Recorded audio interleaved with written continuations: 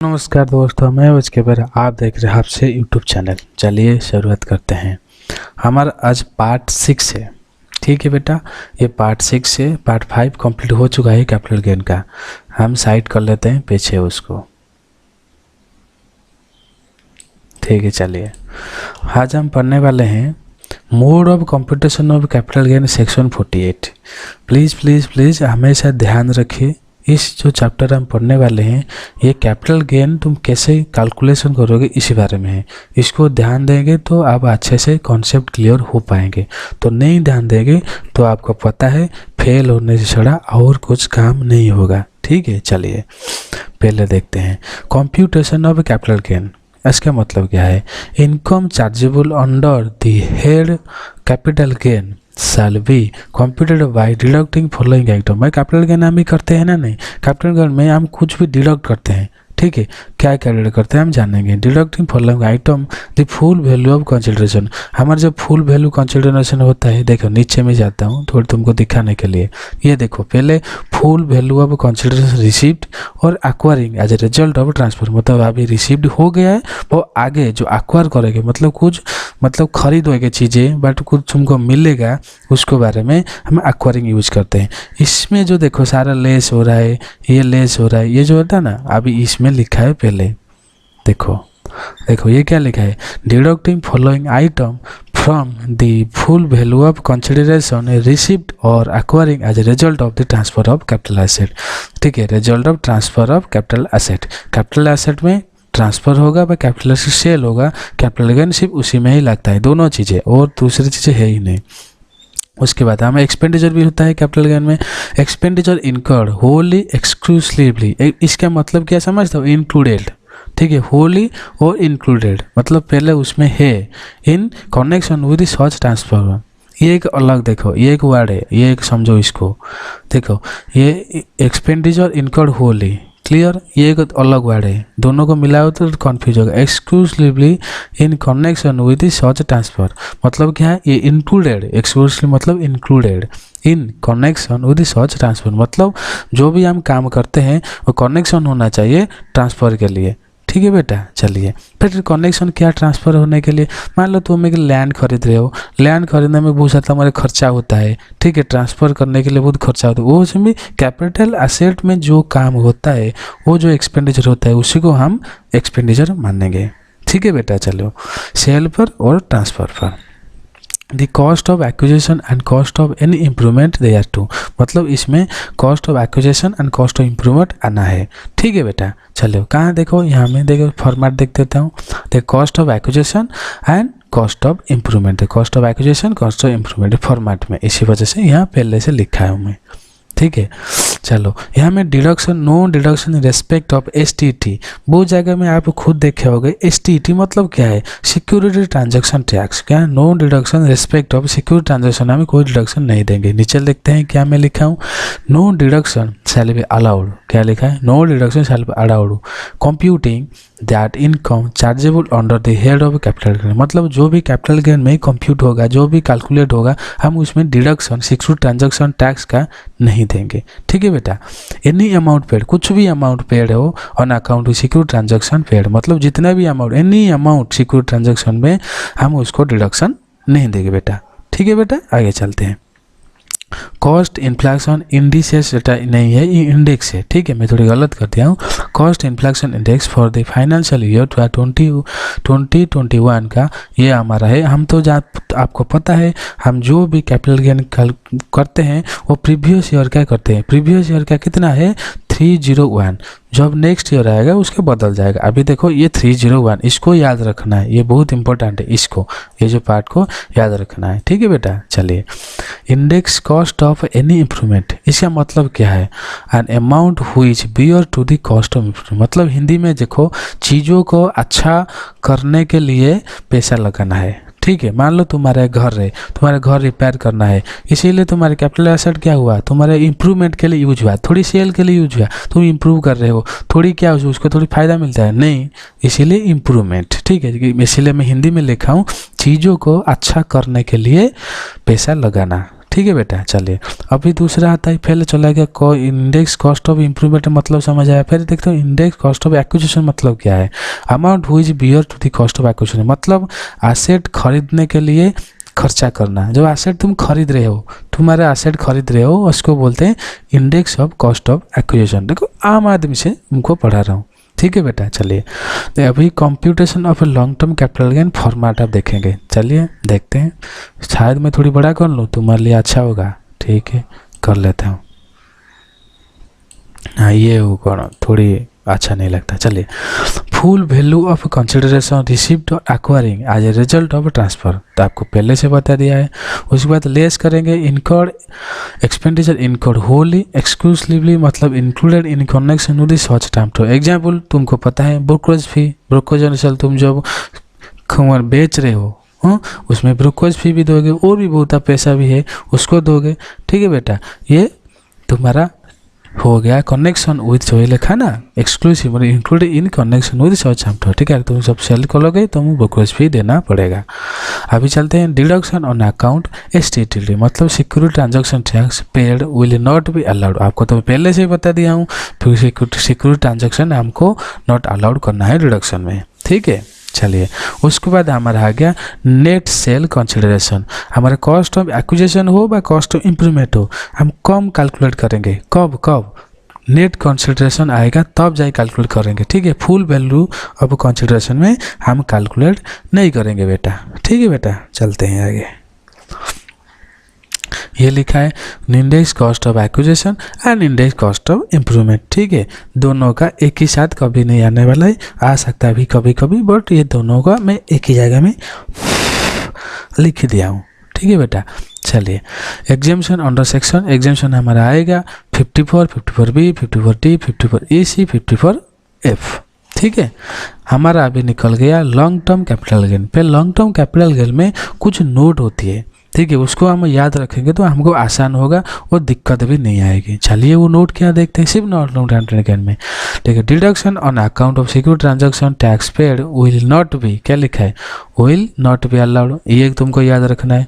ठीक है बेटा, अभी चलते हैं फिर इंडेक्स कॉस्ट ऑफ एक्विजिशन को रूल्स क्या है। ठीक है, कॉस्ट ऑफ एक्विजिशन तो जो भी खरीद रहे हो, ठीक है, उसके बाद cost inflection index for the year in the asset of the transfer. Cost inflection index मतलब जो मैं अभी बताया ना 301 2020-21 का, ये लिखोगे। उसके बाद cost inflection index for the year हुई the asset was first held by the asset, मतलब समझते हो क्या।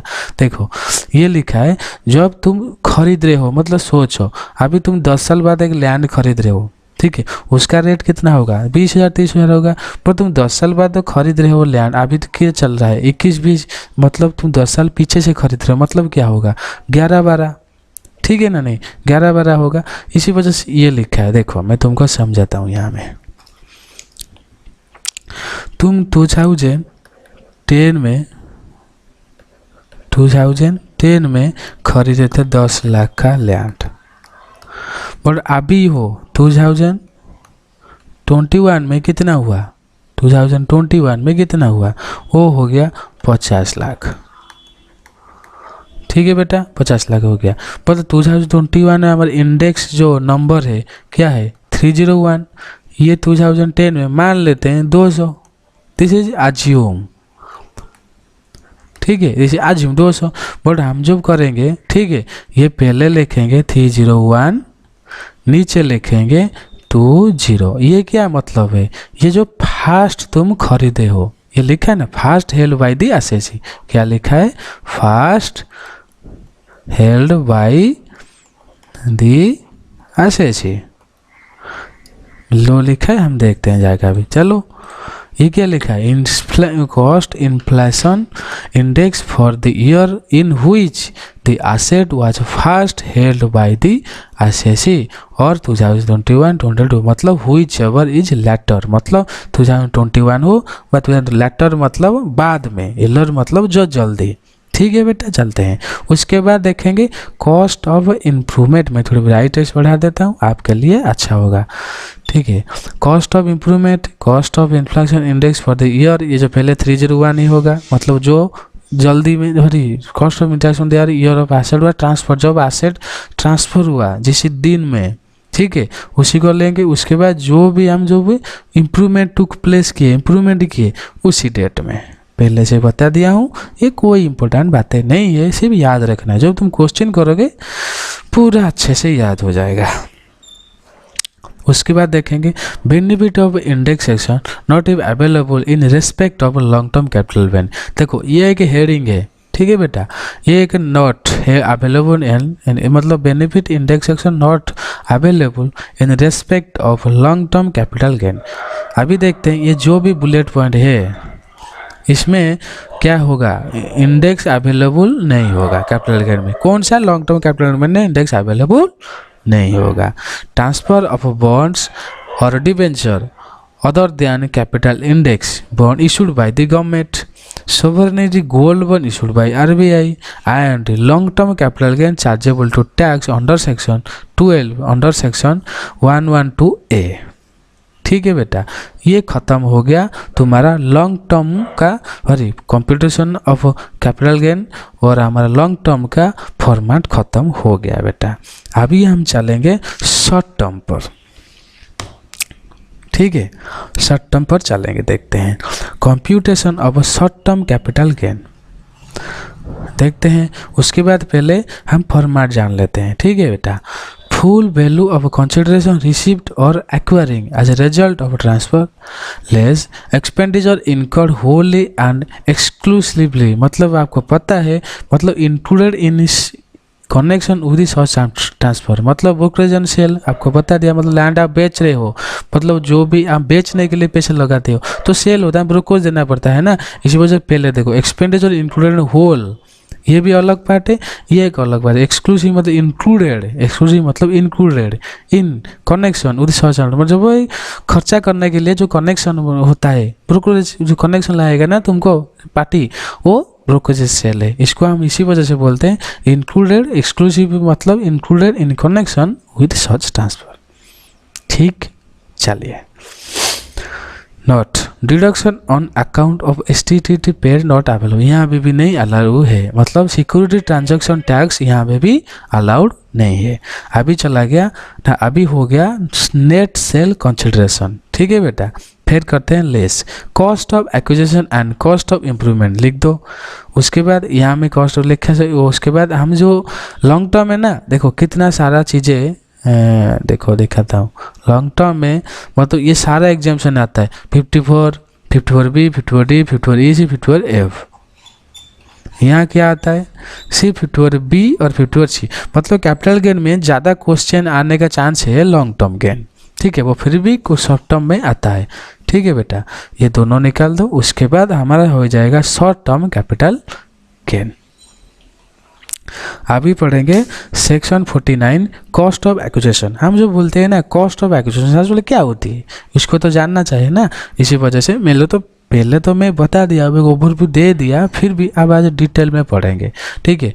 मेरे पास जो पढ़ता है डिटेल में पढ़ता है, अच्छा लगता है। जिसको जितना चाहिए एग्जाम में उतना ही जानता है और एग्जाम में पास तो हमेशा करेगा, बट उसको पढ़ना चाहिए। तो नहीं पढ़ेगा तो भगवान भी आएंगे, उसको बचा नहीं सकते हैं बेटा। चलिए, कॉस्ट ऑफ एक्विजिशन के लिए हम पढ़ने वाले हैं अभी। Section 49 subsection 1 distribution of asset on total partial partition of HUF gift और विल। जो पता है हम ना, विल ना जो प्रॉपर्टी होते हैं, प्रॉपर्टी के कागज पत्र, जो प्रॉपर्टी क्या होता है, जो डॉक्यूमेंट वगैरह होती है वही, ठीक है। विल और इनहेरिटेंस, सक्सेशन और इनहेरिटेंस और डिवोक्शन, पता नहीं भाई ये क्या लिखा है, ठीक है, आप देख लेना।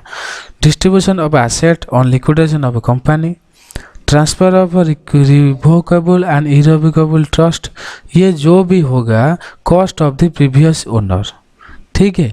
ये जो बोलेंगे कॉस्ट ऑफ द, ये सब प्रीवियस ओनर का होना चाहिए, इसलिए मैं इसी लिख दिया। इसी वजह से आपको नहीं समझ आता है ना, कोई टेंशन नहीं लीजिए, अब आगे समझ आ जाएगा जब तुम क्वेश्चन करोगे, ठीक है। ये जो भी काम है ये सब प्रीवियस ओनर का है। अभी देखते हैं कॉस्ट एक्वायर्ड बिफोर 1/4/2001, ठीक है। कॉस्ट ऑफ एक्विजिशन और fair market value as on 1/04/2001 whichever is higher, ठीक है, कॉस्ट ऑफ एक्विजिशन और फेयर मार्केट वैल्यू दोनों में ज़्यादा होगा, हम उसी को चूज करेंगे। असेट अक्वायर्ड बिफोर, जो हम लिखते हैं ना acquire full value received full value, जो अक्वायर लिखते थे पहले, जो फुल वैल्यू कंसिडरेशन के, ये उसी के पार्ट है। हम फिर कौन सा लेंगे, वो होगा whichever higher, cost of acquisition और फेयर मार्केट वैल्यू दोनों में मिलाएंगे तो होगा हमारा हायर का चूज करेंगे। तुमको समझा देता हूँ, मतलब कॉस्ट ऑफ एक्विजिशन और फेयर मार्केट वैल्यू जो हायर होगा, इसी पार्ट का मैं तुमको समझा देता हूँ। ठीक है, चलिए देखते हैं। देखो इसको हम साइड करते हैं। ये देखो COA मतलब कॉस्ट ऑफ एक्विजिशन तुम्हारा 10 लाख है। फेयर मार्केट वैल्यू मतलब FMV फेयर मार्केट वैल्यू ये है 50 लाख। हम कंसीडर किसको करेंगे, व्हिच एवर इज हायर। ठीक है बेटा, हम इसको कंसिडर करेंगे। हायर कौन है, 10 लाख ज़्यादा है ना 50 लाख ज़्यादा है, क्या है 50 लाख ज़्यादा, हम इसको कंसिडर करेंगे। ठीक है, चलिए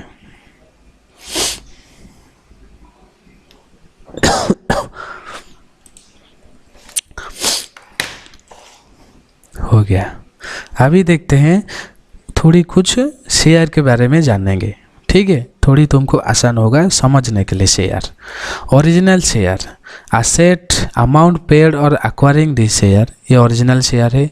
right share subscribed by the assessee, ये है amount paid by him for acquiring such asset. इसको लिख लो, समझ आ जाएगा, पर नहीं समझाएगा कोई टेंशन नहीं है, इसको लिख लो बट काम जरूर रहेगा। Right share subscribed by the other person, right share जो है सब्सक्राइब अदर पर्सन है। Purchase price paid to person, renouncing such right plus amount paid to company allotting such share. Right renouncement if rights are renounced in favour of other person, nil. Share bonus allotted before 14201, fair market value plus value on 1/4/1981। ये तुमको याद रखनी है, ये तुमको याद रखनी है। क्वेश्चन आएगा तुमको दिखा देंगे क्यों हम लिखे हैं ये सब सारे चीजें।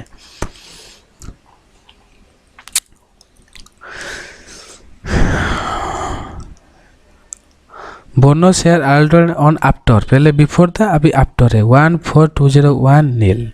हम ये सब क्यों पढ़ते हैं पता है तुमको, देखते हैं। देखो हम क्यों पढ़ते हैं,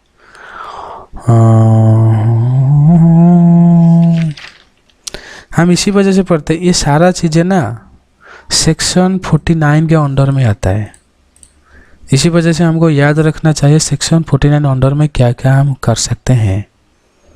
ठीक है, ये जो कॉस्ट एक्विजिशन में हमारा सारे ये चीज़ें हैं, इसी वजह से हम पढ़ रहे हैं। स्वेट इक्विटी शेयर, ये क्या होगा, कैलकुलेशन पर क्या होगा, fair market value for calculation of paper credit. Cost of self generated asset, क्या लिखा है, कॉस्ट ऑफ सेल्फ जनरेटेड, जो खुद ने मतलब वो जो क्या ना सेल्फ जनरेटेड एसेट किया है, खुद ने बनाया है। Note if the asset is purchased then purchase price is cost of acquisition. ये जो एसेट तुम परचेज किया वो purchase is plus purchase price is the cost of acquisition. ठीक है, जो सेल्स जनरेटेड तुम परचेज किए वो वही प्राइस होगा कॉस्ट एक्विजिशन के लिए। फेयर मार्केट वैल्यू नहीं होना चाहिए। फिर भी अब दूसरा नोट देखते हैं, fair market value 1/4/2001 is ignore, मतलब ये मैं इसी वजह से लिखा है फेयर मार्केट वैल्यू उस केस में लेना चाहिए जो तुम खुद सेल्फ जनरेटेड एसेट बनाए, मतलब खुद का एसेट खुद बनाए सेल्फ बनाए। मान लो गुडविल, ठीक है, गुडविल तुम खुद बनाते हो ना, किसी को खरीद के थोड़ी लाते हो, नहीं, ये होता है। Demerger of foreign company, in case of transfer of share of an Indian company, लिखा है demerger of foreign company in case of transfer of share of an Indian company as a result of demerger of foreign company into resulting company, the cost of acquisition shall be cost of the share of the demerger company. ठीक है, ये होगा इसका price. ठीक है, ये जो cost of acquisition होगा ये होगा डी मर्जर कंपनी, ये होगा इंडियन जो कंपनी होगा। फिर भी डाउट हो रहा है, इसी वजह से दिक्कत नहीं होना चाहिए, आगे मैं सब समझ जाऊंगा। बट तुमको सिर्फ याद रखने कुछ कुछ चीज़ें होती है, मैं लाग कर रहा हूँ, ठीक है, मैं इम्प्रूव भी कर रहा हूँ धीरे धीरे, आपको हो जाएगा, ठीक है। कुछ कुछ चीज़ें मैं लाग कर रहा हूँ, क्यों ना मैं कोई 10 साल 20 साल 50 साल से नहीं पढ़ा रहा हूँ, सिर्फ 3-4 साल से मैं +2 बच्चे को पढ़ा रहा था, अब मैं CA को बच्चे पढ़ा रहा हूँ, ठीक है। चलिए, property received under section 56C, cost of acquisition of this sum of money और property received without consideration or lower of consideration under section 56X shall be cost of the share of the demerger company। देखो property received में क्या होगा, cost of acquisition of the sum of money और property received without consideration, क्या लिखे, cost of acquisition of sum of money और property received without consideration, कुछ पैसा नहीं दिया है, और ये एक और है, ये एक और है, और लोअर कंसिडरेशन मतलब कम पैसा under section 56 shall be cost of the share of the demerger company. Asset transferred under IDC for market value of the asset taken into account for the purpose of tax surcharge and penalty.